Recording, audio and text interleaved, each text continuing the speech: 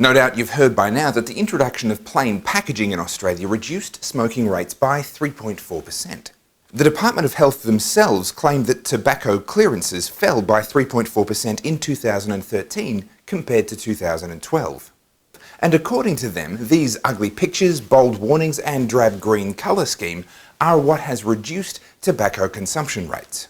And of course, lazy journalists have simply taken their word for it and repeated the 3.4% myth over and over again. Even foreign governments have been fooled by the 3.4% myth. But as is so often the case, you have to look at the numbers behind the numbers in order to get a clear picture of what's really going on. Thanks to a Freedom of Information application, we can now see the tobacco clearance numbers for ourselves, and suddenly we're able to see a very different picture. Here's what really happened.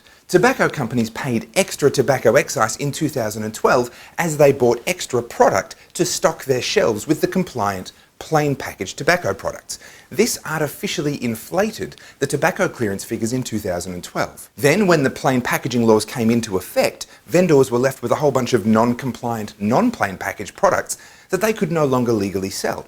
So they were able to get a refund on the excise that they had paid back in 2012, but that refund came after the introduction of the new laws. So the before plain packaging figures were inflated by the extra buying, and the after plain packaging figures were deflated by the refunds, creating the myth of the 3.4% drop in tobacco consumption.